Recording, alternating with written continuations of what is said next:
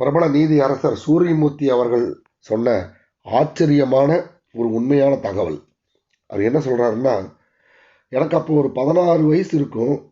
அப்போ நான் தீவிர கடவுள் மதிப்பாளராக இருந்தேன். அந்த சமயத்தில் எங்கள் கிராமத்தில் எங்களுக்கு சொந்தமாக ஒரு தென்னந்தோப்பு இருந்தது. அதில் ஒரு இஸ்லாமிய குடும்பம் ஒன்று வாழ்ந்துட்டு வந்துச்சு. அந்த குடும்பத்தில் ஒரு நபர் பார்த்தீங்கன்னா, விஷக்கடிகளுக்கெல்லாம் சில வைத்தியம் செஞ்சுட்டு இருந்தார். அப்படி என்னன்னு கேட்டிங்கன்னா, விஷம் கடித்தவங்க அவர்கிட்ட வருவாங்க. ஒரு கொத்து வேப்பிலையை அவன் தலையில் வச்சு ஏதோ முணுமுணுன்னு ஒரு மந்திரம் மாதிரி சொல்லுவார். அப்புறம் பார்த்தீங்கன்னா, அந்த நோயாளி உடனே அந்த விஷமுறிவு எல்லாம் சரியாகி வீட்டுக்கு திரும்பிடுவார். இது எனக்கு ஒரு மாபெரும் ஆச்சரியத்தை கொடுத்துச்சு. அப்போது அந்த இஸ்லாமிய நபர்கிட்ட கேட்டேன், நீங்கள் என்ன பண்ணுறீங்க? அந்த வேப்பிலையை தலையில் வச்சு என்னமோ சொல்கிறீங்க. அப்போ அவங்களுக்கு விஷமுறிவு சரியாயிருதுன்னு அவங்களும் சந்தோஷமாக திரும்பி போகிறாங்களே, என்ன பண்ணுறீங்க? அதில் என்ன சமாச்சாரம் அப்படின்னு கேட்டேன். அப்போ அவர் சொன்னார், உனக்கே கடவுள் நம்பிக்கை இல்லை, சரியா? அதை பற்றி நான் உங்கள்கிட்ட சொல்லி எந்த பிரயோஜனம் இல்லை. உனக்கு ஒரு காலத்தில் கடவுள் நம்பிக்கை வந்தால் திரும்பி வா, பார்க்கலாம் அப்படின்னு அனுப்பிடுறாரு. ஆனால் காலங்கள் அப்படியே ஓடிச்சு. நானும் சட்டம் பயின்றேன். பின்ன அப்புறம் அப்படியே கொஞ்சம் கொஞ்சமாக போய் பாண்டிச்சேரியோட நீதிபதியாக உயர்ந்து பெரிய இடத்துக்கு வந்துட்டேன். அப்போ திடீர்னு எனக்கு அந்த நேரங்கட்டங்களில் நான் வந்து சைவ சமயத்து மேலே மிகுந்த நம்பிக்கையும், தொடர்ந்து சிவாலயங்கள் போவதும், தேவாரம், திருவாசகம் எல்லாம் படிக்கிறதும் வழக்கமாக வச்சுருந்தேன். அப்போ ஒரு நாள் மறுபடியும் நான் என் தென்னந்தோப்புக்கு போகும்போது அந்த பெரியவரை பார்க்கறக்கான ஒரு வாய்ப்பு கிடைச்சது. அப்போ போய் அந்த இஸ்லாமிய நண்பரிடம் போய், நாங்கள் சின்ன பையனாக இருக்கையில் நான் இந்த மாதிரி நீங்கள் பண்ணுவீங்களே என்ன ஏதுன்ற ரகசியம் கேட்டேன். அப்போ நீங்கள் சொன்னீங்க, கடவுள் நம்பிக்கை உனக்கு இல்லை, போயிட்டு வா, உனக்கு நம்பிக்கை வர்ற அன்னைக்கு வா சொல்கிறேன்னு சொன்னீங்க. இன்றைக்கி நான் முழு அளவில் நான் சைவ சித்தாந்தத்தை நான் நம்புகிறேன், சிவனை கும்பிட்டுருக்கேன், எனக்கு இப்போ சொல்லித்தர முடியுமான்னு கேட்டேன். உடனே என்னை பார்த்து சிரிச்சுட்டு அவர் சொன்னார், போய் குளிச்சுட்டு வா அப்படின்னாரு. குளிச்சுட்டு வந்த உடனே குரு சிஷ்ய பாவனையில் நான் மண்டி போட்டு அவருக்கு முன்னாடி உட்கார்ந்தேன். அவர் என் காதில் ஒரு மந்திரம் சொன்னார். அதை கேட்ட உடனே எனக்கு ஆச்சரியம் தாங்கலை. என்னன்னு கேட்டிங்கன்னா, அவர் சொன்ன வேறு எதுவும் இல்லை. திருநாவுக்கரசர் ஒரு விஷம் கடித்து செத்துப்போன அப்பூதி அடிகளுடைய மகனை காப்பாற்றுறதுக்காக ஒரு தேவார பாடல் ஒன்று பாடியிருப்பார். அந்த பாட்டு தான் அது.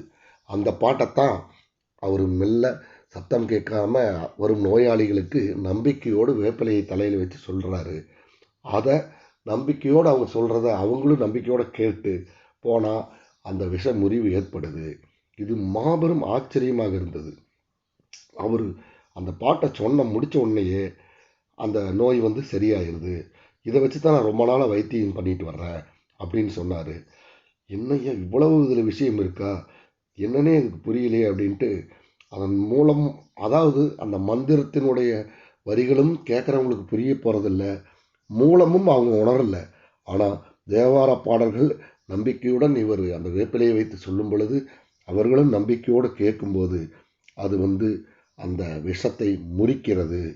அப்போ இதிலிருந்து ஒரு விஷயம் தெரியுது. தேவார பாடலில் வந்த ஒவ்வொரு வார்த்தைகளும் ஒவ்வொரு வரியும் மந்திர சக்தி கொண்டது. மாபெரும் அறிவியல் வைப்ரேஷன்ஸ் இருக்குது, அதில் ஒரு பொக்கிஷம் அதில் மறைஞ்சிருக்குது அப்படிங்கிறத நான் உணர்ந்துட்டேன்.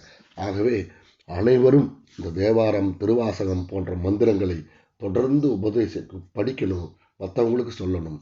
அதில் ஒரு மாபெரும் மாற்றத்தை நம்மால் உணர முடியும்.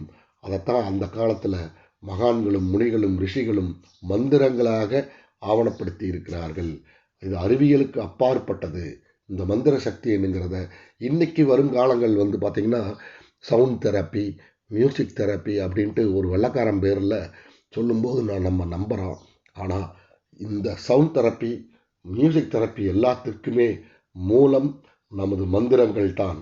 ஆகவே வரும் தலைமுறை இளைஞர்களுக்கு இந்த மந்திர உபதேசங்களையும் மந்திர உச்சாரணங்களையும் இன்னைக்கு நிறைய சேனல்களில், யூடியூப் சேனல் எல்லாம் வருது, இந்த மந்திரங்களை கேட்கும் பழக்கங்களையும் கூர்ந்து கவனிக்கும் பழக்கங்களையும் பிரயோகம் பண்ணும் பழக்கங்களையும் வரும் தலைமுறையிற்கு சொல்லிக் கொடுத்து மீண்டும் இந்த நாசமாய் போன பொய்யான திராவிட பகுத்தறிவு புண்ணாக்குகளை எல்லாம் தொடைத்தெறிந்து விட்டு வரும் தலைமுறையினருக்கு நீதி, நேர்மை, தர்மம், ஒழுக்கத்துடன் வாழ மீண்டும் நமது இந்து மத கலாச்சாரங்களில் சொல்லப்பட்டு புதைந்து கிடக்கின்ற மந்திரங்களையும் வழிபாட்டு முறைகளையும் மீண்டும் நாம் மீட்டெடுப்போம். ஒரு கௌரவமான நேர்மையான மனதில் ஒரு அச்சம் கொண்ட, தவறு செய்வதற்கே அச்சப்படுகின்ற இந்த கலாச்சாரம் உலகத்தில் எங்கேயுமே இல்லை.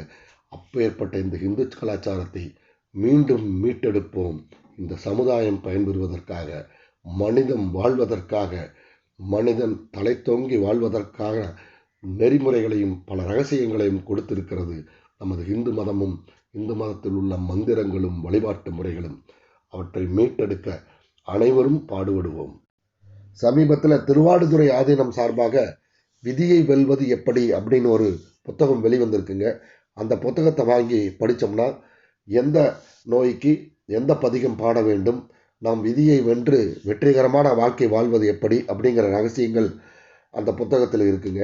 அது மலிவு விலையில் தான் கிடைக்கும். அனைத்து புத்தக கடைகளிலும் கிடைக்கும்.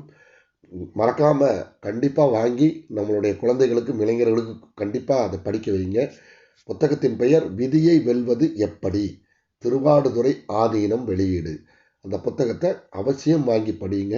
நமது வருங்கால இளைஞர்களும் வருங்கால தலைமுறை சந்ததியினரும் ஒரு அற்புதமான வெற்றிகரமான வாழ்க்கை முறை வாழ்ந்து வெற்றியடைய இது போன்ற ஆன்மீக நூல்கள் நிச்சயம் உதவியாக இருக்கும் என்று நம்புவோமாக.